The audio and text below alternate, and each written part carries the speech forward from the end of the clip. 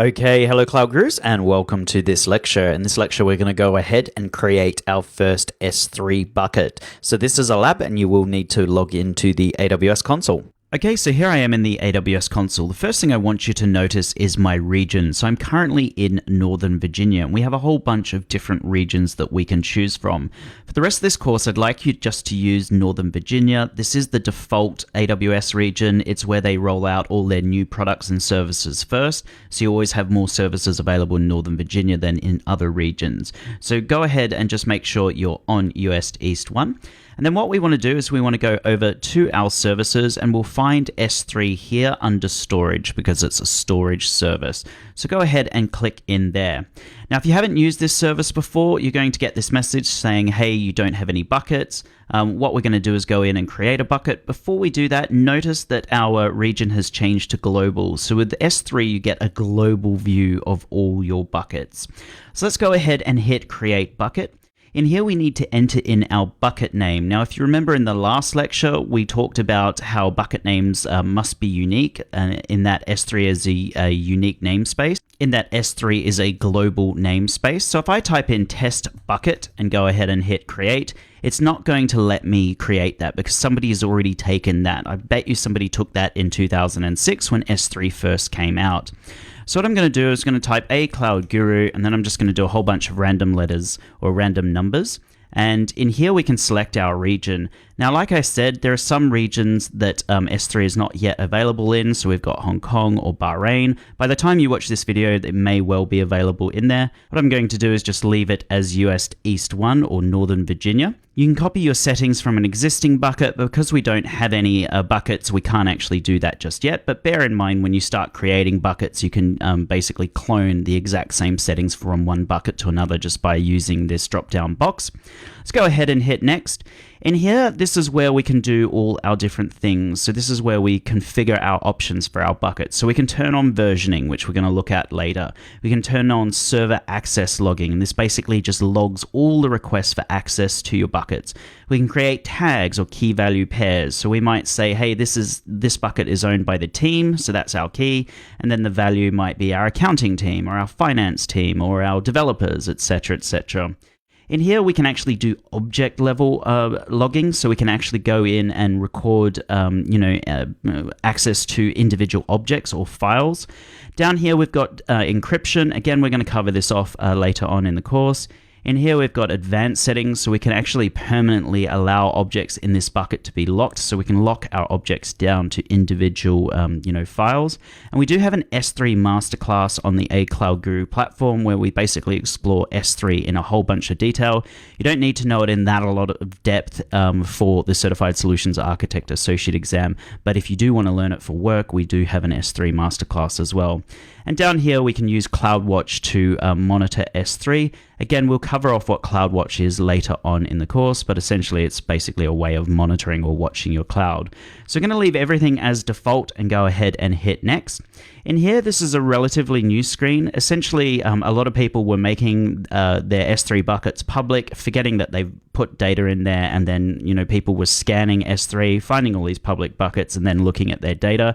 Amazon basically essentially locks it down to make it almost impossible to make your bucket public unless you very deliberately intend to do so. So you can't do it accidentally by default. So you'll see here that block all public access is ticked by default. We can untick that. It will give you this big warning sign and make you acknowledge that the current settings may result that your files in this bucket will become public. I'm going to just make sure it's checked. I'm going to show you later on in this lecture how we can put objects in our bucket and then make them public. So just make sure that this is turned on right now. Let's go ahead and hit next and we can review all our information. So right now we're going to create a bucket name in Northern Virginia. We've disabled versioning. We've disabled basically everything. We've just left everything as default, and we've blocked all our public access permissions. And we're going to go ahead and hit create bucket. And that has now created my bucket. So let's go ahead and go into our bucket. So we click on it, we can see that our bucket is empty. Upload new objects to get started. So why don't we do exactly that? We'll go ahead and hit upload. We'll go add our files. I'll go over to, let's say, my downloads directory in here. And then I'm going to add 2 files. So this is a photo of me and Faye Ellis at Replay. Faye is one of my co-presenters on AWS this week. She also does the Developer Associate, Security Specialty, and the SysOps Associate with me. And then this is also a photo of me and my brother meeting Jeff Barr at reInvent in 2017. reInvent, by the way, is where Amazon essentially release all their products. It's held in Las Vegas at the end of the year, so it's where they release all their products and new services. And Replay is the big party at the end of that conference. And if you are lucky enough to go, come over and say hi to us. We always have a booth at reInvent every year. So I'm going to go ahead and hit upload. You can see in here it's in progress. Once it's successful, you'll see here that it's you have a success. That's basically your browser getting back a HTTP 200 code. And in here, we've got our 2 files now. So we've got the one of me and Faye, and we've got the one of me and my brother meeting Jeff Barr. Okay, so our objects have now successfully uploaded. If you click in this checkbox, you're going to get a whole bunch of information about your individual objects. So we've got the key, which is simply the file name. This is why sometimes it's referred to as key value pairs. In here, we've got the size, we've got expiration dates, expiration rules, we've got when it was last modified, we've got the object URL. Note the format that it's in, so it looks like a DNS name or a website domain. So it's the name of the bucket.s3.amazon.aws.com, and then / and then the name of the file. Now, if we were in a different region, we'd also, like if we were in Ireland, for example, you'd see EU, West 1 as part of that domain name. And again, this is why objects need to have, this is why buckets need to have unique names, because it is creating a domain name. In here, we can see the properties, the different storage classes, whether or not we've got encryption turned on or off, whether or not the object itself is locked, etc., etc. Now, if we actually click into this object URL, what do you think is going to happen? Will we actually be able to view the object? Well, no, we're not. And you can see in here, access denied, access denied. So this object is not yet public. We have to go through a couple of steps to make it public. So I've just gone back in my browser. Let's go over to our bucket, and let's see if we click in here and we go over to our actions. You can see here we can do a whole bunch of different things. We can try and open it, we can download it, we can change the storage class, we can change encryption. If we go down to make public, you can see that it's grayed out. I can't even click on that as a button.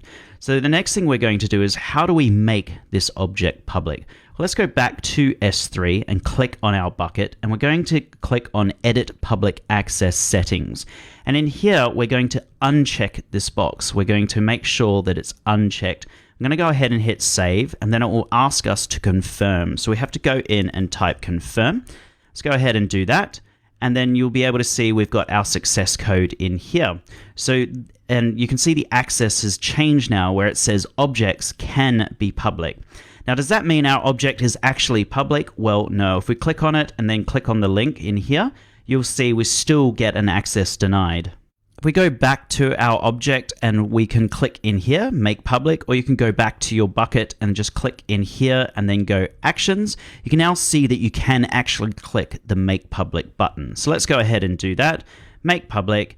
And in here, we've now got a success code. If we uncheck this and check the object again, there we go. We can see there's me and Faye at Replay, which is the big party after reInvent, having some fun. Let's quickly go back. I'm going to do exactly the same thing for the photo of me and Jeff. You can select multiple objects at a time as well. So just go actions and then make public, and go ahead and make that public. Now, when you click on that image or click on that object URL, there you go, it will load. And you can send this URL to anyone in the world, and it will now serve that image. So there's me and my brother Sam. I think we're at the Mirage here at reInvent, and we've met Jeff Barr. I think this is 2017. Okay, so I've gone back. I should point out that we're doing everything at an object level so far. So we've been doing it for each individual file. We haven't been doing it for a bucket as a whole. Likewise, we can go in and we can click in here and we can change our storage class. So maybe, hey, I want to change it to intelligent tiering. Maybe I want to save some money and do one zone infrequently accessed. Maybe I want to just use standard infrequently accessed, etc. I'm going to turn on intelligent tiering just for this individual object. And that's all you do is click in there, and then you see here it's been successful. Now, if you want to do things to your bucket as a whole, you can go over to properties. We're going to look at versioning later on in this course. We're going to look at static website hosting. We're going to look add encryption as well. So you can, we will cover all that off. We're also going to look at transfer acceleration. So this is all being done on a bucket level, not on an individual object level. In permissions, we've got our block public access settings. So we have turned that off now. In here, we've got our access control list. So access control lists allow you to set fine-grained permissions all the way down to individual objects. So you could have, let's say, a finance, a bucket, and there's a particular object in there that you don't want some people in the finance team to be able to access. Maybe it's the payroll spreadsheet. You can actually block down to the individual object itself, into that individual spreadsheet, saying, hey, I don't want people to be able to access this apart from Joe Smith, who works in payroll. When bucket policies work up to the bucket level. So rather than an individual, individual object level, bucket policies are applied to the entire bucket. And we're going to use this later on the course when we make a website using S3. We're going to apply a bucket policy that makes everything in our bucket public by default. CORS configurations, we're going to cover off at the end of this course when we go in and create our serverless website.